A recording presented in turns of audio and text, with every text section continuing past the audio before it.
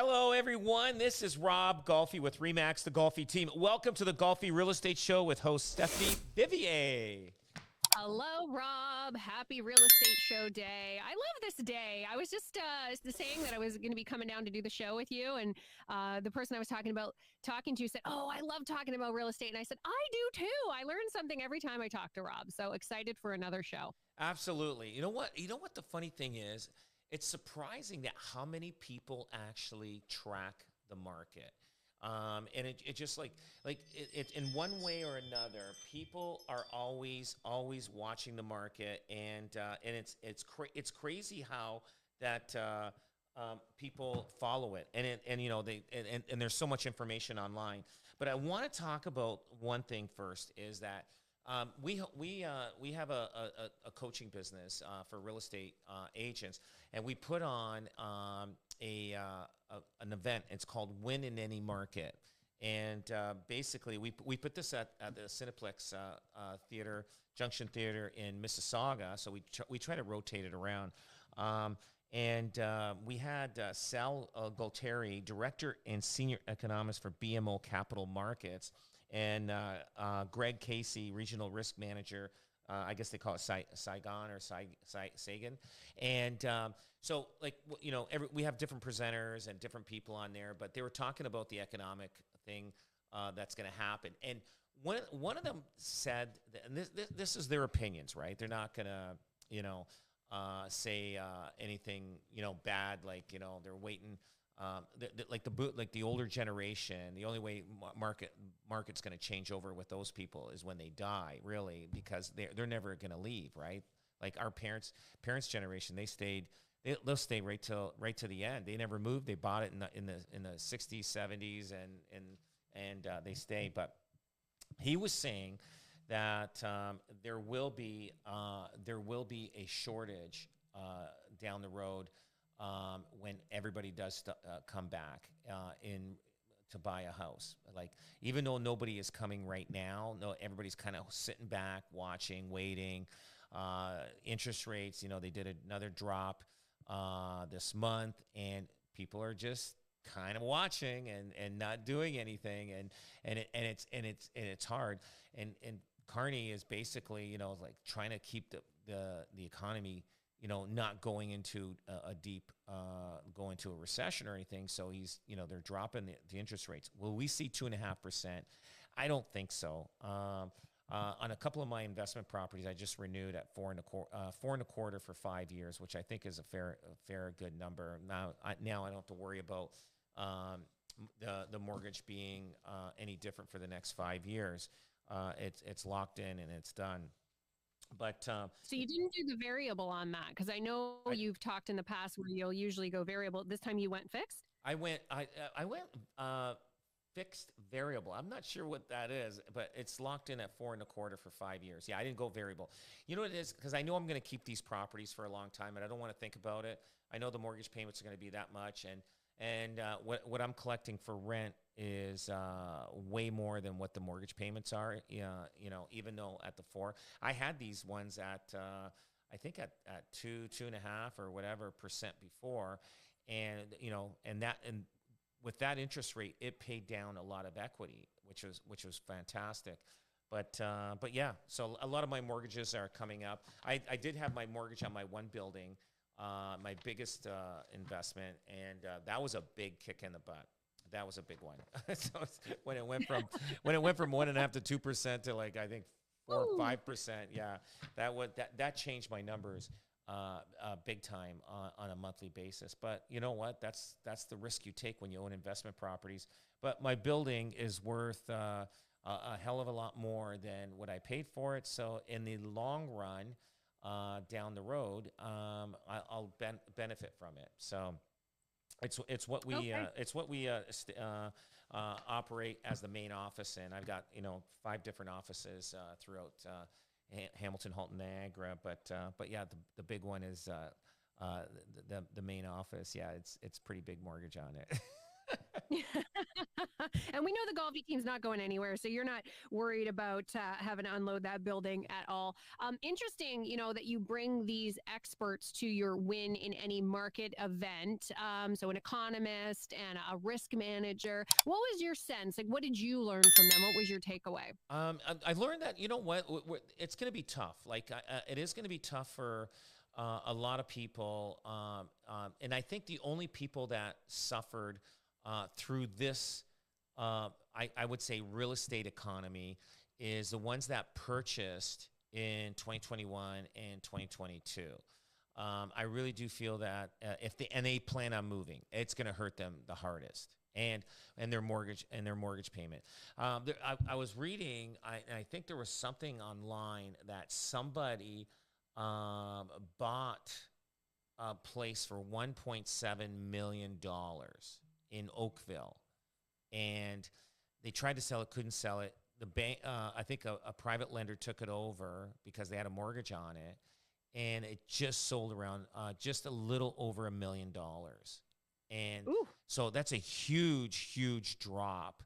And even the lender that had money put on this lost a lot of money. Like the mortgage on this place, I think it was about $200,000 or $300,000 more than what it sold for. So they're taking a big hit, and sometimes a lot of that is happening. Like it's,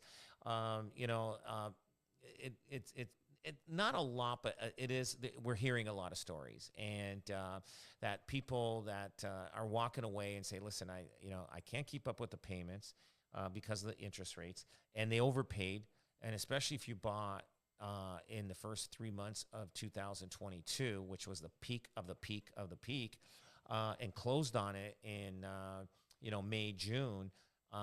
We know you paid a lot of money. So a lot of times when I look at a house and I'm ready to evaluate it, and I see the closing date is like May, June, or July, I go, oh boy, these guys paid huge on the house. And chances are, if they can afford to lose, they will move. But if they can't, I don't know what else we can do for them. Sometimes I hate to see them lose, and sometimes they can't afford it, and they can't sell it. Like, and it becomes a really tough situation, and all of a sudden they'll have to walk away from it, and it's going to hurt them because they won't be able to buy another house for probably another 7 to 10 years, and because it's going to hurt their credit rating. And so this has affected a lot of people, and it's hurt a lot of people, and it's a tough situation. And I know that happened in the 90s, but in the early 90s, the difference was everybody was losing their jobs and everybody couldn't afford their houses, and there was a lot of power of sales. But right now, I know the unemployment rate is at 7. I think nationally 7.1, but in Toronto it's at 9.1 or something like that. So it's climbing, and it's pretty high. So we have to be very, very careful on like what's going on in the economy. And then obviously, that's why they're trying to stimulate the economy by dropping the interest rates, but it's not really doing anything quite right now. So it's going to be we're going to find out next year where we're going to be heading at in the economy when it comes to with interest rates and jobs and unemployment, everything. We're in for a lot of different things, especially with tariffs that are happening right now. Like that's a major cause right now that's slowing things down for Ontario, especially because we got high manufacturing in Ontario. Yeah, we do. And I think it's a level of like something we've never seen before in our lifetimes. Like we've had free trade for decades and decades. So all of a sudden it's this wrench in a plan that, many of the experts have never seen. And so it feels like there's a lot of uncertainty, even when it comes to the data and the whole what could happen of it from Donald Trump. So people are holding on. But at the same time, Rob, you've got a lot of secure jobs. There's still a lot of wealth out there. Like there is still opportunities for people to do well right now in real estate. Oh, absolutely. Absolutely. And it's, it doesn't affect everybody, but it's a small percentage, but that small percentage does hurt the economy too, because if they're not spending, like, that's what, small businesses are starting to close up. I've seen, a few restaurants that I used to go to. You don't see them around anymore. You really have to be, you really got to tighten your belt in business right now. If you're a business person, because a lot of people aren't spending as much as they used to. They're not going to the restaurants, right? Like people are more and more like you might get one individual that probably, goes to restaurants 2-3 times a week. Now he's probably not even going once a week. So that hurts so now if you get a lot of people doing that, then it hurts the economy. And and it hurts. So that guy that owns the restaurant will not be able to. He may have to sell his house, and it's just a whole ripple effect all the way through. Yeah, it's tough when you see a small business fold up. It's somebody's dream. Like at some point, that was somebody's dream to have that business, and for it to not work out. Like it is tough. It is really sad. What do you say, Rob? Because a lot of your job, of course, you're a sales agent, but you're also a team leader. So you're doing a lot of mentoring of realtors and young realtors, and they're coming on your team. And this is a time when it's not as easy as it was maybe a few years ago for them to make a living. And it is an uncertain living being a realtor. So what's your message now to your team realtors or other young realtors that are in the field? I just tell them, just work hard, just stick it out, work hard. There was a friend of mine, and I wasn't a realtor in the 90s, but I was an entrepreneur. I had businesses, and there were tough times. So he told me a story where he was ready to quit. This was in the 90s. He was ready to quit. He just said wasn't doing that well. And his broker manager said to him, his name was Anthony. He said, Anthony, listen, you're one of the top agents in the office right now. And he goes, what? He goes, yeah. Like you are one of the, even though they weren't doing that much, but he was one of the top agents, and he was ready to quit because in his mind he felt like I'm a failure. So this is in the early to mid 90s, and so he goes, "Are you kidding me?" So anyway, he stuck it out and became a great realtor over the years. He's still a realtor today, and so he could have ended up quitting and going into something else and not have as a successful career as he has had in the last 35 years. So you got to be very careful. And I tell this to agents, don't quit. Like listen, there's tough times everywhere, and you just got to persevere through and just work hard at it. Right now, you gotta double, triple, quadruple down on anything you're doing. So if you're gonna you gotta follow up like crazy and stick to it, and take care of your clients and follow up with them, keep them in touch, stay in touch with them, and it'll pay off. But if you're just gonna sit around and watch the market beat you up, you will get swallowed up and spit out so fast.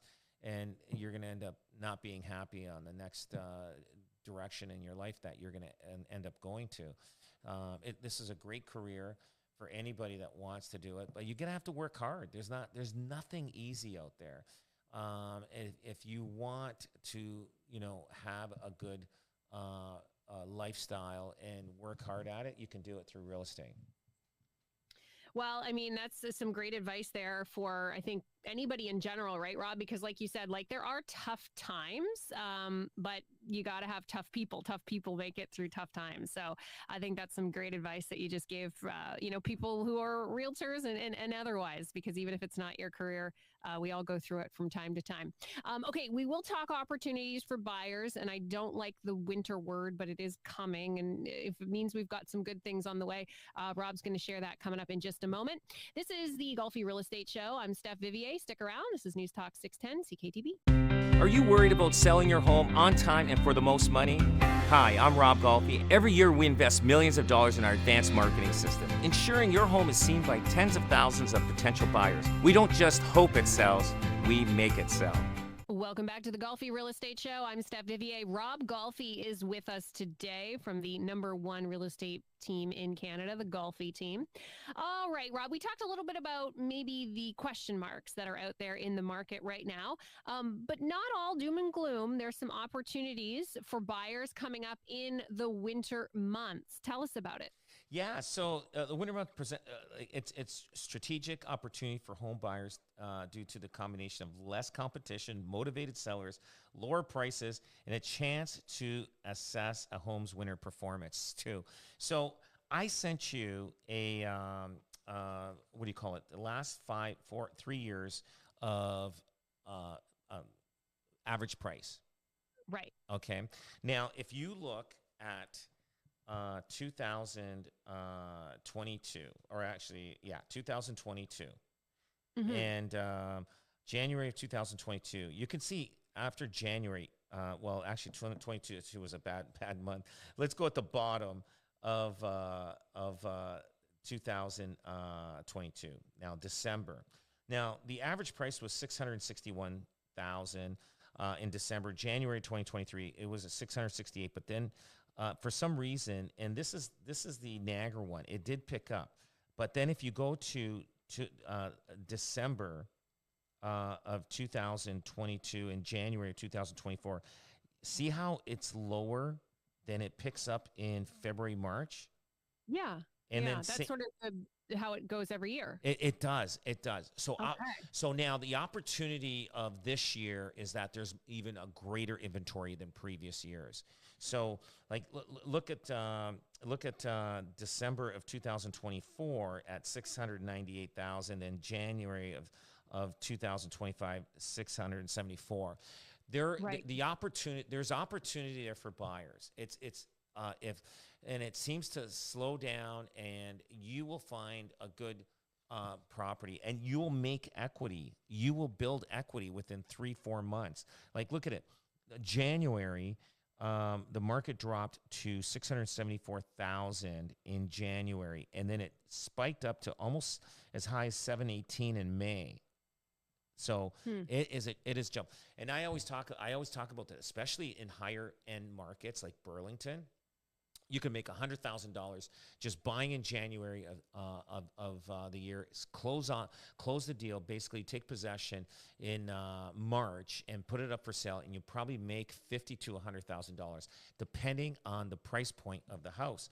And and I just wanted to show that like the key opportunities, for winter buyers. Like I said, less competition. It is amazing what you can do things. So if you're a buyer with the interest rates where they're at now, and with the opportunity that with housing prices kind of like right now they're flatlined. It's flatlined. There's a Mm-hmm. lot of motivated sellers out there. They need to sell. And they're not going to be happy at the prices that they're going to get, but that's what the market's going to pay. You can do very well on that, and it's first time buyers. There's a great opportunity out there for them right All right. So now. right now. So how do we go into this? Do we get pre-approved? Do we do inspections even though it's winter time because you've got snow everywhere? What's the strategy to go in and make sure this is the house, this is the one that works, and we're taking advantage of this pattern that you've pointed out for us? Yeah, so you know what? You do a history check on it and check out. I'm sure like a realtor has so much information on a property. They have a lot of information. You try to look at previous times that it's been up for sale. You look at see if there's summer pictures there. And then you ask a lot of questions, like if it's got a pool, how old's the liner? And if the liner is 10, 15 years old, you're going to need a new liner. Check the furnace and everything, and the shingles. And you got to find out when the shingles are. Hopefully, there's no snow on the roof. If there's snow on there, give them something in writing that when the shingles were done, and because when the snow melts, say, hey, listen, what you signed off on is not what it is. So just you always got to dot your I's and cross your T's when you're buying in the winter, especially if there's a lot of snow, because there's a lot of things you can't see. And you got to ask a lot of questions in that way, but it gives you a good indication how the house handles the temperature. Like, I mean, if you're walking to a house and you see the thermostat, at 25, 26, or 70, I guess I'm more metric. You will find that if it's cranked up quite a bit, that means there's a lot of heat loss in the house, and they need it high to keep it warm. You won't know if the air conditioner is working. So you should have something that when the air conditioner kicks in the springtime, it should be working. And a lot of different things. You really got an inspector's going to have to do his work, his inspection even more thorough than he does all the time, especially if it's a cold winter. And our last winter was cold for a long time. I think we had 60 days almost of like cold temperatures where you can build an ice rink anywhere you wanted to. So, but Yeah, it was a real cold one last year compared to what we've had in the last few years. So who knows how this one's going to be? yeah, no, exactly. You know, like right now, timing is good. Like now, will that happen again in December, January of 2026 and 27? Chances are it probably will a little bit, but inventory may not be as high as it is now. So you have choices right now if you're looking at buying something, and it's coming up. Even you can start looking now and negotiate a half decent deal right now, because a lot of houses are coming off the market right now. They're like by record numbers, and so there's an opportunity there for you to actually make a deal out there. Okay, so keep a look at that and make sure your Golfi realtor helps you do all of those things that Rob just outlined. We passed Halloween like last weekend, Rob. So this is a bit of a spooky story, but maybe it goes into the do you want to know category, and is the do you want to know if somebody passed away in the house you're about to buy? You know what? I'll tell you. We sold a house that there was I think a double murder in there. And the value of that house dropped significantly. Now, I've got, where do I have? I thought I had it with me. Here it is. So the house, just to give you an idea. So we sold this house. This house started with another agent at $1,450,000, and it ends up selling for $780,000. And Woo. so the house was probably worth about 1.1 million, 1.2 million. And this was on the parkway in Niagara Falls. And so like I said, the risk you take as a person that owns a house and you're renting it out, you don't know what goes on with these people, and if they kill somebody, they just basically killed your equity. And so let's just hope you don't have somebody rent that has some problems or has guns or anything like that. But yeah, there was that was an Airbnb at the time that double murder happened in it's on, I think it was on the border of Fort Erie in Niagara Falls, and the house. Yeah, actually, the case is actually in the courts right now. That one. Yes. So, Yeah. yeah. Like it, and then we'll look at the Sherman people that in Toronto, the billionaires. Yeah. Barry and Honey. Yeah. They tore the house down. Nobody's going to buy that house, you know. So they tore the house down. So they lost money, like the family, because they can afford to lose money. They tore the house down, sold the lot. Somebody's going to build a brand new house, and you know it's not considered anymore. I've sold houses with suicide, but there was a lawyer that I know is Mark Weisleader. He says buyers that unless they ask directly, you may never know if a home has a dark stigma. Murders, yes, you should. We have to disclose that. There's no doubt. Murders, suicide, it's not as much. But if I know of a suicide, I will disclose it if I know about it. But suicides, a lot of times, do not like. It could be private information. You may not know about it. Like if the homeowners don't disclose it or the previous owners don't disclose it, how does a realtor really know of every house? Like I can Google that address. It won't say there was a suicide there because they don't print those in the paper. So no, the rule of thumb there is we don't talk about suicide in the risks of inciting some sort of to increase the attention around that issue, right? So Yeah, that's how it's done. So it isn't public knowledge. It isn't public knowledge, and but the houses that I have sold, I bought a house. There was a suicide in the garage. I cleaned it up and resold it. And I did acknowledge that there was a suicide in the garage. Now the people that are living in this house right now that I sold it to them, I don't know, probably 4 years ago, 5 years ago. They disclose it when they resell it? They may not have to. Like, you know what I mean? Like, it's like a living family's been living there. There's no ghosts or anything like that. But yeah, you have to disclose if you know. As a realtor, you do. Okay. Yeah. And then it really does come down to, like you're saying, though, with this idea, there's a huge loss of equity. If you're maybe a more scientifically brained person, you might not mind, right? Like you kind of go, oh, well, that's a thing that happened here. It doesn't affect me at all. There are more, people who have that sort of more spiritual side or, ghost believing side who maybe wouldn't be able to find themselves doing that. But I guess if you're kind of a scientific person and you go, well, that was them and this is me, and you can get a deal on it. Exactly. So I tell my family, I said, guys, if somebody breaks into the house and you happen to hit him over the head and he happens to die, drag him outside and put him on the street.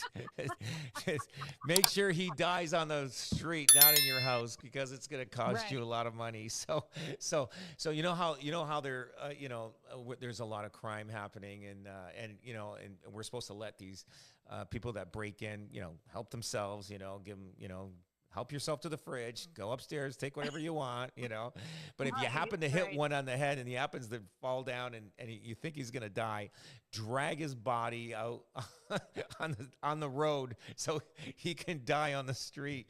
Not that I'm condoning that. Not that but what I'm saying is that. That's the difference between a person being killed in your house versus killed on the street. It could cost you a couple $100,000 if you want to sell your house down the road, because everybody, your neighbors will say, oh yeah, that guy had a break-in and the homeowner ended up killing him by accident and he died in the house. So now the neighbors will say, yeah, the homeowner killed him by accident, but he died on the street, not in the house. So yeah. Well, then the whole street might have stigma, right? Like, oh no, that's the street where this happened. Like, every house is. So he gets everybody in. If I'm going down, you're all coming down with me. So that's it. But yeah, no. But there's also sites like they said. Like it's I was reading that there's a buyer real estate agents are going to it's called homeverify.ca, and they even have one like another one here. Where a new website developed by Toronto-based brothers Robert and Albert Elmary is called housecreep.com. Now, you have to register for these, and sometimes you have to pay. And there's another one. There's even another one for renters, bedbugregistry.com. I didn't really know this. I think if people that come in to take care of, pest control and stuff like that, they probably register that that resident had bed bugs. So I didn't know that. I'm going to check deep into that more, and we'll talk about that on another segment down the road. But there's a bedbugregistry.com it's called. So I'm going to check into that and see if that exists, because I know of some houses that did have it, and I'm going to see if those houses show up on there. And I say, wow, that's good. So it's a good registry for renters to take a look at. Really interesting stuff. Yeah, please do that research, Rob, and bring it to us on a future show. This is the Golfi Real Estate Show. Rob Golfi is with us today. And maybe you aren't going to be able to get into the housing market, but you're not alone. Could renting be the new reality? And where is it the best to rent? We'll talk about that coming up. The Golfi Real Estate Show, you can get a hold of the Golfi team at 905-641-0308. RobGolfi.com is the website. This is 610 CKTB. I know the importance of hiring the best agents. I'll take a photo of your house and post it on the World Wide Web. Next, our multi-million-dollar marketing system reaches tens of thousands of potential home buyers every day. Go to robgolfi.com and put the best team to work for you. And welcome back. This is the Golfi Real Estate Show. I'm Steph Vivier. Rob Golfi is with us today. Now, we've been talking a lot about, of course, the real estate market, as we always do, Rob. But part of the real estate market is renting. And in the past few years, rent has become as difficult as buying a house to get into. Some of those rents have really, really increased, but there's some places where it's still pretty affordable to rent. Are we anywhere near those places, Rob? Not in Ontario, that's for sure. I know. It says even though home prices have cooled slightly, but many Canadians, can't break into the home ownership, making renting a long-term lifestyle rather than a short-term. And then people are looking at that to say, you know what, it's going to be impossible for me to afford. So they've accepted the fact that they're going to be renting. Now, rents have dipped about 1.2% since 2022. And I see that because I own rentals, and I see that where some places I'm not getting the same amount of rent that I was getting before. But the first decline is over 3 years. The analysis from rentals.ca looked at 235 cities and ranked them as affordability, stability, and livability to help renters find the best places to live based on income and lifestyle. So while high rents persist to be big urban centers, the territories and smaller cities show far better affordability. For example, only 11% of renters in Nunavut. Did I say that? Do you know how to say that correctly? Yeah, none of it. Yep. None of it. Spend None more. Renters in Nunavut spend more than 30% of their income on housing compared to the national average of 43. So, basically, in Newfoundland, it shows here recent renters. There's existing renters, 32%, but they spend more than 36% of their income. I think it is of their income on rent. And Ontario, it's over 52%. Like a lot of their money is going towards rent of their income, and existing renters are 35%. So there's about in Canada. There's about 30% of the people rent in Canada. So Okay. so basically in Ontario, they're spending 52% of their income on their rent. Saskatchewan, it's 37%. They're spending of their income on rent. Alberta, British Columbia is at 50%. So basically, Ontario, we are the highest for you. In order for you to afford your rent, your half your wage is going towards rental, and it's tough. And so, there's people that are making $100,000 a year out there, and they're struggling. They're struggling, and so they have to even if for renting. Forget about them buying. If you make $100,000 and you're a single person, you cannot afford to buy a house in Southern Ontario. There's no way. It's impossible. So wow, like when you talk about that 50%, I remember a stat from the 80s. It was more like in the 25-30% range. So when you talk about household 20% more of your income, you can see why people are struggling. Oh yeah. And I think in Germany, more people rent than own. Like it's pretty high up there. And I have to Google that, but I'm pretty sure it is. I remember reading that one time. And we're starting to become more into what maybe Germany is, or other countries where renting is more acceptable, and they just live with it, and they don't think anything of it. That's just their part of their life, and I think, who knows if we're going to that. Now, if we get into going closer to 40% renters, it's pretty sad, because it's just making it difficult for because of the expense and the cost to buy a house. It's becoming tougher and tougher, and you're going to find more and more people renting, and they're just going to stay that way. They're not going to even though they have money in the bank, even though they can afford it, but they're like the rent, but they know they don't have enough money as a down payment to pay to buy it, and to pay the mortgage and all the expenses in the house. Sometimes it is cheaper to rent than it is to own. And you're right on that, Rob. A quick Google here shows that more people rent than own in Germany, with over 50% of the population living in rented accommodations, making Germany one of the countries with the highest rental rates in Europe. Historical housing policies, cultural preference for renting, and the high cost of property buying is what they're saying has left it that. See there you go. So my memory was right about that. Yeah. So could we end up going that direction down the road? Possibly. That could happen. And we're at just reaching above 30%. So in 10 years, if we don't do something in this country, it could change, because we're not building and nothing's happening there. So because we're kind of at a standstill right now. So it's pretty tough. Yeah, it's hard to say what's going to happen with it all. Okay, one of the areas where I know you've been always updating us here on the show is Toronto's condo market, and there are many, many unsold condos in Toronto. In fact, it has reached some record levels. How bad is it out there? It is pretty bad. And it's still adjusting itself. It's still adjusting. I mean, if you're a buyer for a condo, negotiate aggressively in Toronto, because it still could adjust itself even after you purchase it. In the market that we're in right now, and the condo market is down. They overbuilt condos, and what happened is a lot of investors bought them, and now they're trying to unload them, and everybody's unloading them. And so it's driven the condo market down.